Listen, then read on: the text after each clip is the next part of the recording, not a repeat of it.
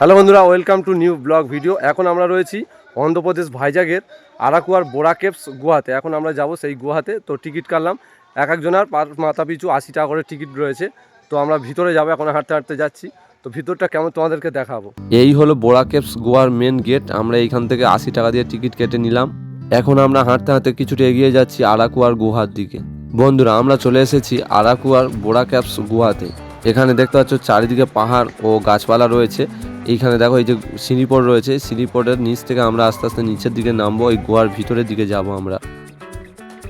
এখন আমরা যাব গুহার ভিতরে। গুহার ভিতরে ভিডিও করা যাবে না, গুহার ভিতরটা খুব অন্ধকার।